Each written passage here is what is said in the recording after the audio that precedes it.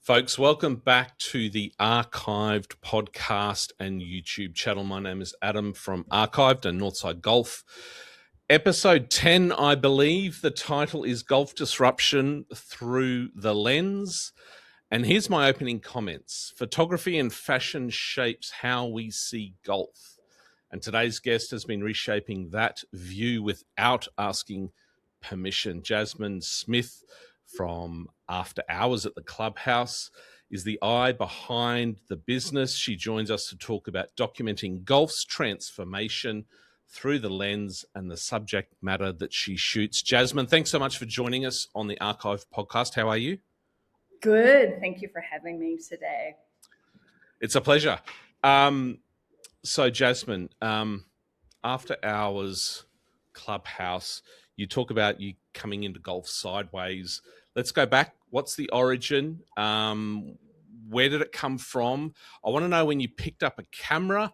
I want to know when you took a camera onto a golf course and how all that came together. What would you tell us?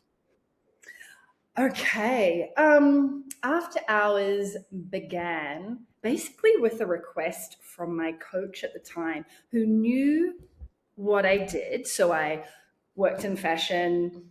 I speak in a visual language. I do art direction, styling. He knew all of this. And he came up and was like, "Can you style me?" And I was like, yes. I think I can. Just give me a moment. I needed to look into the culture of golf and get a feeling for where the fashion sat, who was at the forefront of the conversation, what it represented. And I think when I did my looking, I realized that there was a massive gap. Sorry, phone was about to go off. There was a massive gap between golfers and fashion. So when I looked at golfing, it was an internal discipline.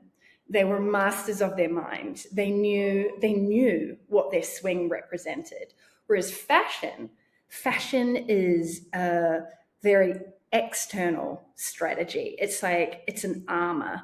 It's a message. It shows individualism. And these two things I could see were quite different, quite misaligned in golf, and especially for females. So there was no one in the space kind of taking the lead with their visual style or their voice for females at all. And there was a bit of movement in the male scene, but still it was very misaligned. So I came into it with an interest in aligning the personality of golf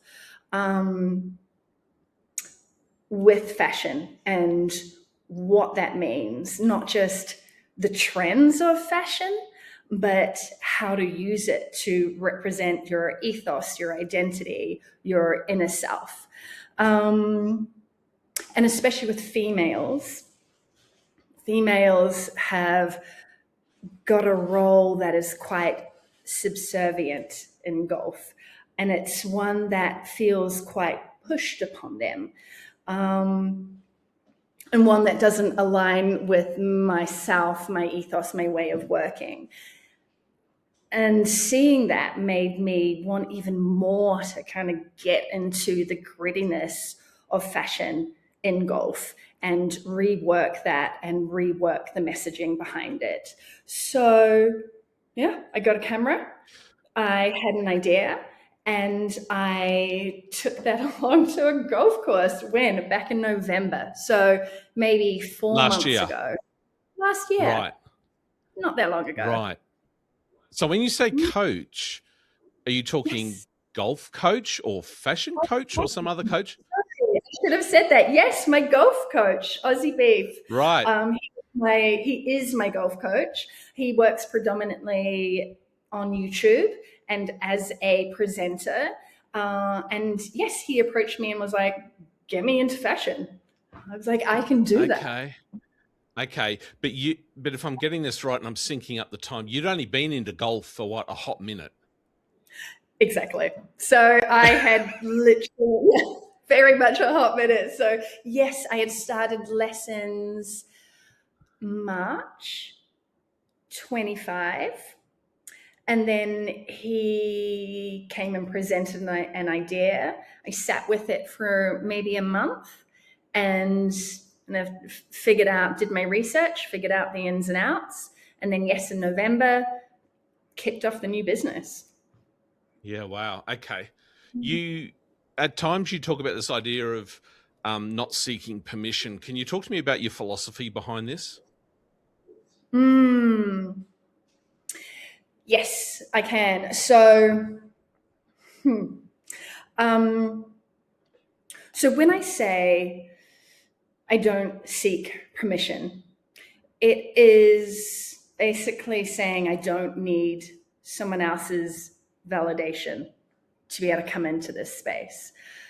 And just going back to the comment of females being quite subservient in golf, the structure of females in golf and the culture around females in golf is just something I don't align with. I am respectful of rules. I am a firstborn child. I love rules and I love structure. Like, these things are good in my life. However, I don't like to shrink inside of those. And I also always like to know the author of these rules. And if the author did not have, my kind of wellness in mind when these were written, or if they're old-fashioned or outdated, then I strive to change them or reshape them or find the gray in them. And it's not just for me as a female. I do this kind of for the sisterhood, for the greater good of females. I like to bend a rule, find space, create space. And if that means breaking a rule, I will absolutely do that. But I won't ask permission. I don't think I need to. I genuinely do not think I need to. But I will pay respect. And I think that's important, to kind of combine those two things. Yeah. Okay. You share a lot on social media, and you tell a story. You share your journey through photography. Rarely is your finger not on the shutter button. Talk to me about your visual style. I mean, I remember when we caught up for coffee in January, we were in a cafe and you couldn't put the camera down, just sitting having a long black. So talk to me about your visual style, through the lens. Yeah. I think I definitely read the world in a visual sense. I'll walk into a room and it doesn't really matter what someone is saying. I will look at their body language and the details and their facial expression, where their eyes are darting. And so, and that is what's important to me. Of course, I'll hear what they're saying, but I read in a visual sense. Hence the reason I probably have a camera in front of me, because that's how I snap and remember and capture and storytell. So yes, I am quite often with a lens. My visual style is, I think, quite intimate, but confronting at the same time. It's a duality of both being very soft, but at the same time having this distance, or I'm not afraid to make people feel uncomfortable with my images. And I do it in a very soft way. So, for example, I am not interested in a picture perfect smile. We have enough of those on Instagram. I do not want poses. I've worked with goals my entire life. I am not interested in perfectionism. I really adore understanding the quirks of a personality and being able to capture that. So it's like the millisecond before a smile, or it's the hand like over a face after a after a bad shot. I'm looking for expression, individualism, rawness, and I think my style is to convey that to other people, to give them something that they can hook into and love and feel that they can emotionally respond to and see themselves in. It's almost like the opposite of selling something. So I don't want people to look at clothing and go, even though I work in fashion, I don't want them to look at the clothing and be like, that looks so pretty. I want them to look at the person and be like, yeah, I'm that type of person too. I could see myself in that. I feel that. And I think that's my style. My visual style is more emotive and less perfect. So I have to ask, Jasmine, so in this very short journey that you've been on with golf, did golf come first and then the level of inquisitiveness with fashion kind of quickly took over, or were you on the hunt for a sport that you could kind of bring your creativeness to? Like what came first, golf or fashion and creativeness? Like how did I'm trying to work out how these things came together for you. Like last March when you started like golf lessons, like why golf? Golf intimidated me. Golf scared me. Right. Oh my goodness. I went to a party that was hosted at a golf course and had the worst experience. I did not enjoy it. I was incredibly uncomfortable. It was quite a nice golf course, and there was a lot of rules around what I was to wear, and I felt trapped in a persona and that I wasn't. I felt I felt uncomfortable. I felt incredibly judged for the person that I was. And I came out of that experience and went, you know what? I don't like that culture having that power over me. I don't like that. So I'm going to go learn golf. And I decided I needed to know more about this culture that I had given so much like permission to affect me. So I signed up to a ladies course over at Moore Park. I rang one of my husband's good friends who's into golf, and she's beautifully conservative. And I was like, tell me what to wear. And she told me exactly what to wear. And I went in looking like a conservative, perfect golfer. And I was very proud of my look. My husband was a bit like, what are you doing? Who are you? And I was like, I don't know, I'm just going to give it a go. Let's see. I went over and I absolutely loved the game. Like the game itself. Oh my goodness. To me, it was an incredibly elegant sport. It was a very precise and mindful sport. I'm a runner. I do marathons, and my marathon voice is a beast. I am like my inner voice when I exercise is usually such a drill sergeant and really, really full on. And it was so interesting to me to come into the sport and have to calm down and have to be really nice to myself. I have to have this beautiful, soft voice.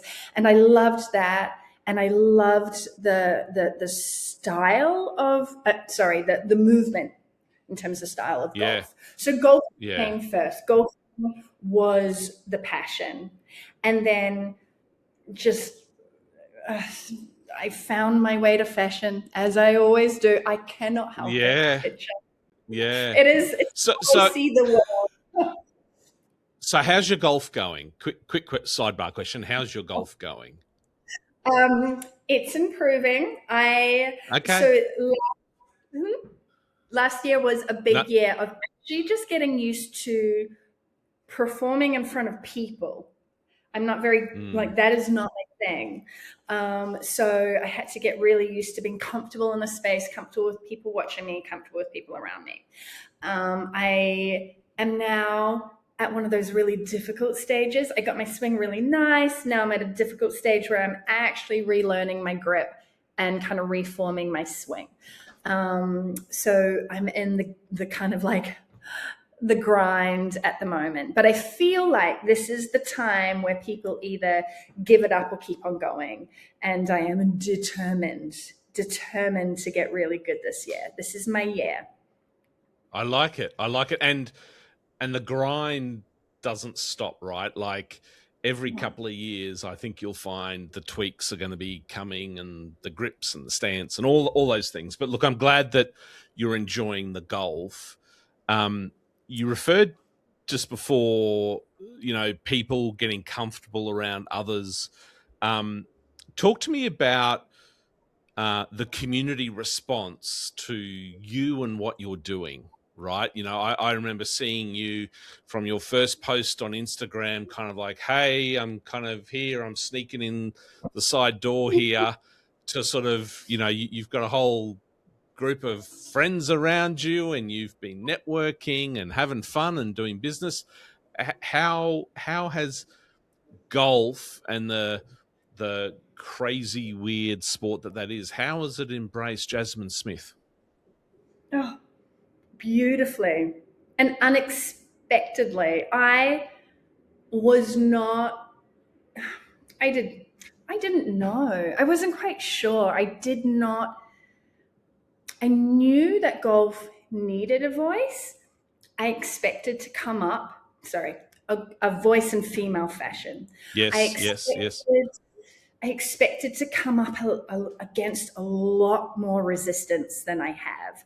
I have joyful days when I open my Instagram or I look at my emails, and the humans that are getting in contact are many, and they're like-minded, and they are inspirational in their own way, and they are desperate for change or representation of some sort. And if they're not looking for that, they're just so interested in someone who's coming in with a new point of view. They just love that there's a freshness to what is a wonderfully traditional sport.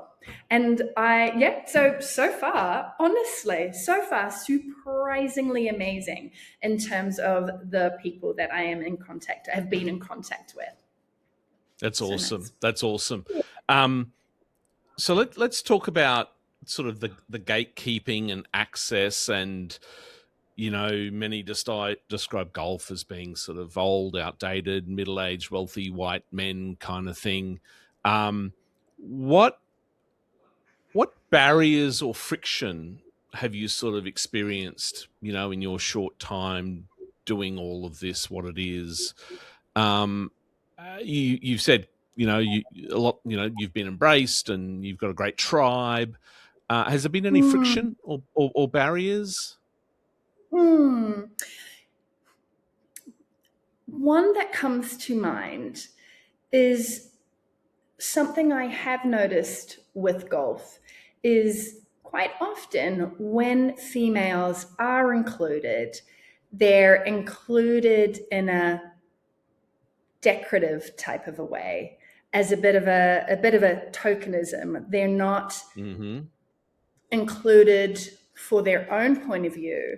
They're more included to capture males' attention, especially in a lot of golf fashion campaigns.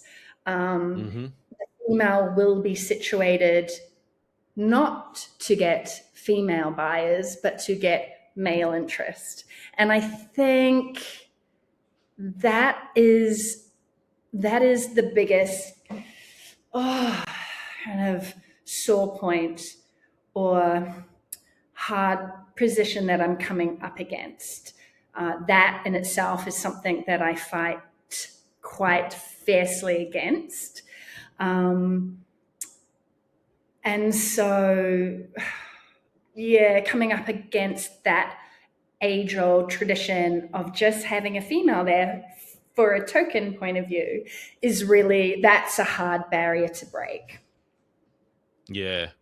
Is that something that's going to be a drive for you in the work that you do, like looking to sort of directly respond to that? Absolutely. Most definitely. And that is part of the reason why, if you look on my Instagram, yes, there is some curated moments where I showcase a more posed personality, but you'll see me pulling some strange facial expressions. My models will be caught in between, like half a laugh with their hand, there's an awkwardness to the way I try and display females. And I do that because we aren't there just to be pretty all the time. And I want personalities to shine through. And I want other females to feel aligned with that and to be able to come on board. It's all about strength in numbers. So yes, I work a lot to make sure that when I shoot females or when I present myself, it's a wholeness in its own identity. It's not for the pleasure of men. And I just have to be clear, there are some incredibly supportive males that not only I work with, but I keep, like yourself, I orientate myself around. But the culture definitely is in your favor and outweighed. So it's the culture that I'm rebelling against, not males. Yeah. No, absolutely, I get that, and appreciate your openness as well. I have to ask the question, Jasmine, who has inspired you outside of golf, whether it's fashion or photography? Who have been your sort of reference points or idols or loves in those businesses? Yeah, wow. Wow. Sorry, that's a really hard question for me. And I think it's a hard question because I try and bring into my life an array of talents and personalities. I keep quite a few different friendship circles. I look, for inspiration I look towards sport photographers, lingerie photographers, artists, ceramic kind of creators, all sorts of people. I'm never kind of just modeled myself on one person or the other. I have a tendency to watch people and figure out what is working for them, where I can learn a lesson. And quite often it comes in a soft sense. So it's not some big award that they won, or it's not some great collection they designed. It's often just people I interact with that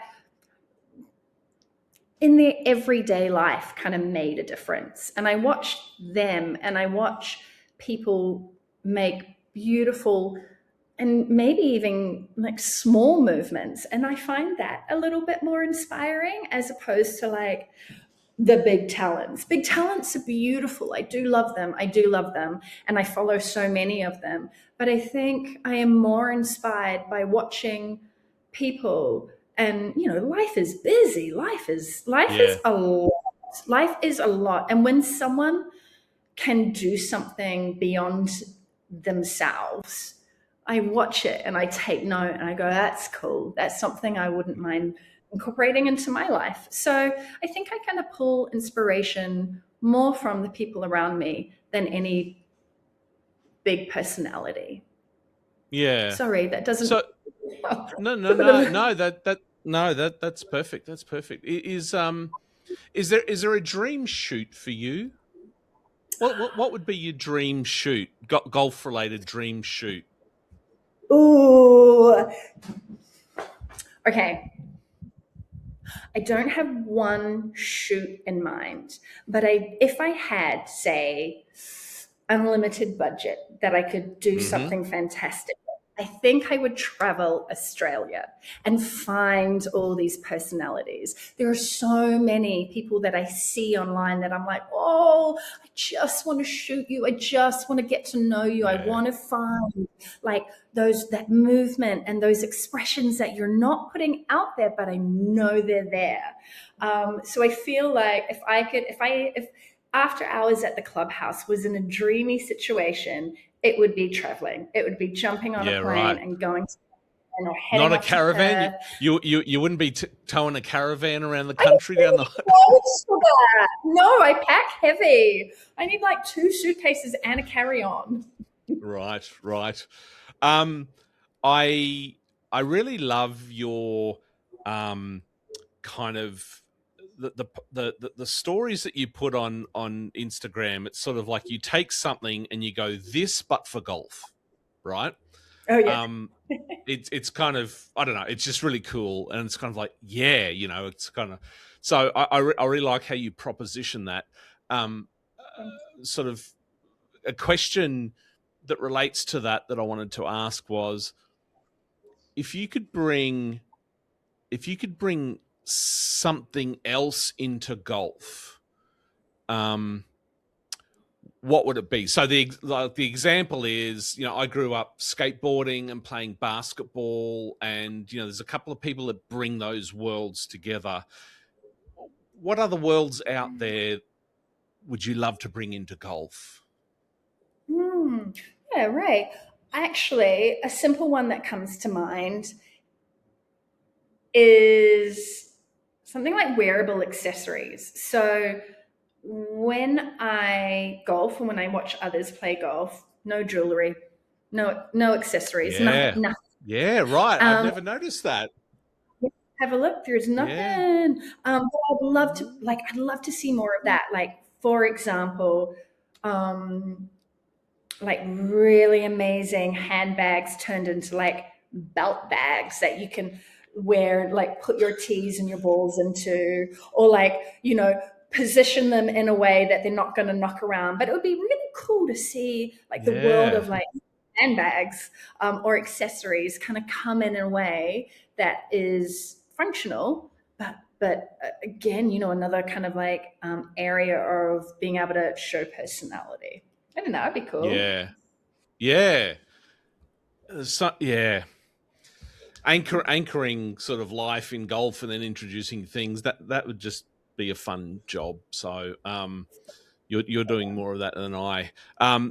Jasmine, probably my last question here is, I want to sort of fast forward a year, and I want to ask you what life's like. What's happening with After Hours? Where are you at? What are you doing? You're doing more of the same. What do you hope to achieve in 2026? Talk me through the next 12 months. Cultural change is at the top of 2026. I really want to see females stamp out their own space. Not take, like, there's so much space out there. I want to see some of the rules change to incorporate the modern female. I would love to see more of an array of personalities showing. What else do I want? Oh, I want some good events, actually.